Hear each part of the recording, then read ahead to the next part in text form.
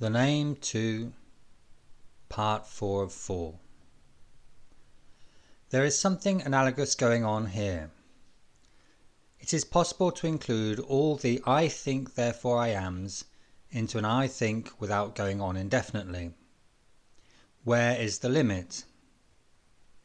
This is something that we can't easily say and know straight away. But the question that I am asking, or more precisely, the one that I am going to request you to follow, because of course you are perhaps going to be surprised, but it's in what follows that you will see coming to our assistance here something that can modify, render ulteriorly operational, what seemed to me at first to be a kind of game, or even, as one says, a form of recreational mathematics. If we see something in the Cartesian realization that certainly ends in its enunciation at different levels, since just as there is something that cannot go any further than what is inscribed here, and it is necessary that he brings something in to intervene that comes not from pure conception, on what I can base my existence on what is reliable, he is very much going to be led, like everyone else, into trying to get by with what is lived exteriorly, but within that identification which is the one that is based on the unary mark. Is there not enough here on which to base this unthinkable and impossible point of the I think, at least on the basis of its form of radical difference? If it's with one that we chart this I think, I repeat to you, as it only concerns us insofar as it relates to what happens at the origin of nomination, as this is what is concerned in the birth of the subject is that which names itself. If to name is to start with something to do with a reading of the mark 1, indicating absolute difference, we can ask ourselves how to quantify the kind of I am that is constituted here in a kind of retroactive way, simply by the reprojection of that which is constituted as the signified of the I think, i.e. the same thing, the unknown I, of what is at the origin in the form of the subject. I plus 1 over I plus 1 over I plus 1 over I plus 1 over I plus 1 over I plus 1. If the I, which I am showing here in the definitive form that I'm going to leave it in, is something that is assumed to be in a total conundrum, i.e. that it is just as true that it is not, il n'est pas, since here it is but, il n'est que, to think of thinking, is nonetheless correlative, indispensable, and it's very much this that gives the Cartesian argument its strength, to any grabbing hold of the thinking once it gets going, then this way towards a cogitatum of something that is articulated as cogito ergo sum is open to him. For today I will jump over the intermediary steps for you, because you will see where they are going in what follows, and that, after all, at the point I have got to, it was very much necessary that I go this way with it. There is something that I would say is both paradoxical and, why not say it, amusing, but let me repeat that if this is of interest, it is in order for it to be of use. Such a formula in mathematics is what is called a series. I give you what can immediately, for anyone with a working knowledge of mathematics, pose itself as a question. If it is a series, is it convergent? What does that mean? That means that if instead of having little I, you have 1 everywhere, 1 plus 1 over 1 plus 1 over 1 plus 1 over 1 plus 1, an effort of working through will allow you to see straight away that this series is convergent, meaning that, if my memory is correct, it is equal to something like 1 plus the square root of 5 over 2. The important thing is that this means that if you do the working out, you then have the values that, if you carry them forward, will take on something like the following form. 1 plus 1 over 1 equals 2. 1 plus 1 over 1 plus 1 equals 3 over 2. 1 plus 1 over 1 plus 1 over 1 plus 1 equals 5 over 3. 1 plus 1 over 1 plus 1 over 1 plus 1 over 1 plus 1 equals 8 over 5. and so on, converging on a perfectly constant value that is called a limit. To find a convergent formula from the preceding formula is of much less concern to us than the fact that this means that the subject is a function that tends towards a perfect stability. But what does concern us, and it's here that I have to make a leap, because to light up my lantern I see no other way than to begin to project the task and to come back once the lantern is alight. Have faith in me, take I as the precise value that it has in the theory of numbers called imaginary.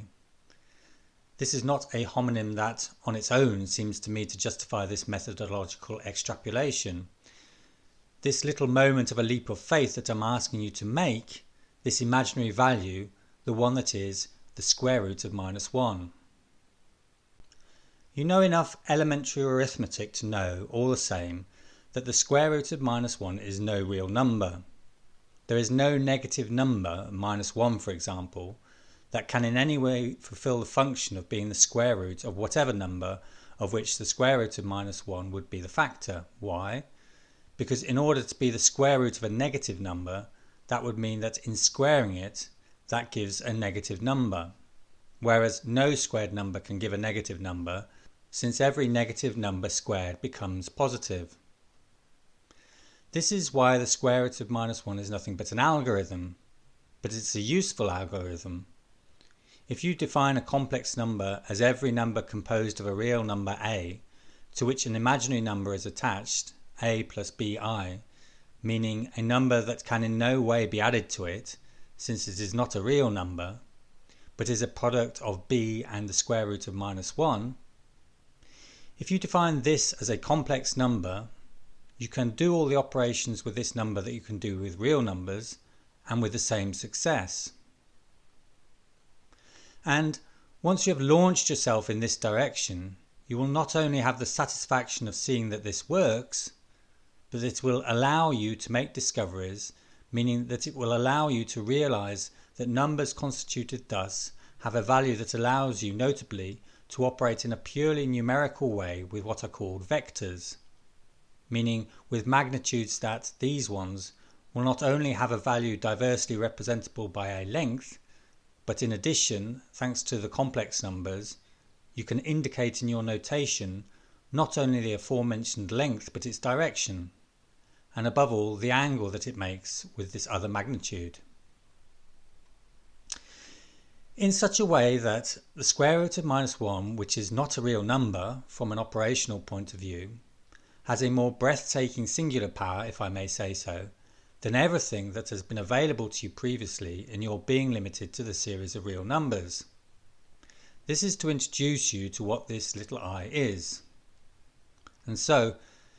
if we suppose that what we are looking to notate here in a numerical form is something that we can operate with by means of the convention, what does that mean, a convention, of representing it as the square root of -1, that, in the same way as we applied ourselves to elaborating the function of unity as a function of the radical difference that determines this ideal centre of the subject that is called ego ideal, in the same way in what follows, and for good reason, which is that we will identify it with what I have up until now introduced as phi in my own personal terminology, meaning the imaginary function of the phallus,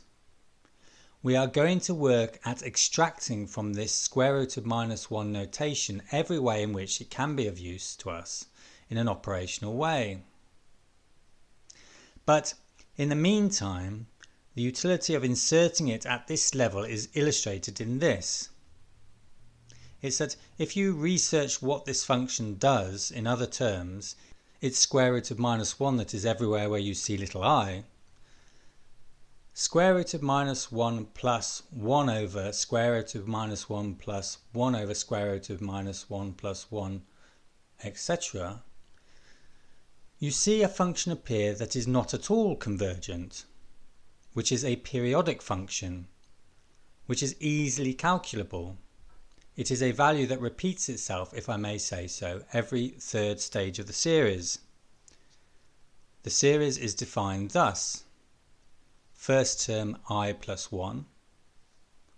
second term I plus 1 over I plus 1. Third term, I plus 1 over I plus 1 over I plus 1. You will come back to the same values periodically, meaning every third term in the series, to these three same values that I'm going to give you. The first value is I plus 1, meaning the point of the enigma where we are when we ask what value we can very well give to I in order to connote the subject as the subject before any nomination, the problem that interests us. The second value that you will find, i.e. I plus open brackets 1 over 1 plus I close brackets, is exactly equal to open brackets 1 plus I close brackets over 2. And this is quite interesting, for the first thing that we will encounter is this. It's that the essential relationship of this something that we are looking for as being the subject before it is named, according to the purpose that it can make of its name, absolutely simply to be the signifier of what there is to signify, meaning precisely the question of the signified of this addition of her himself to her his name, which is immediately a splitter, a dividing in two, and making it that only half is left, literally, open brackets 1 plus I close brackets over 2, of what was present. As you can see, my words are not pre-prepared, but they have all the same been well calculated, and these things are also the fruit of a working out that I redid from 36 different starting points, thereby ensuring a certain number of checks, having subsequently a certain number of switching points along the tracks that are going to follow. The third value, meaning the point where you will come to a stop with the final figure in the series, this will be 1, very simply. Something that in many ways can have for us the value of the confirmation of a kind of completed loop. I mean that it shows that if it is at the third stage, something that is curious, a stage towards which no philosophical meditation pushed us to pause at specifically, meaning at the stage of the I think, insofar as he is himself the object of thought and takes himself as an object,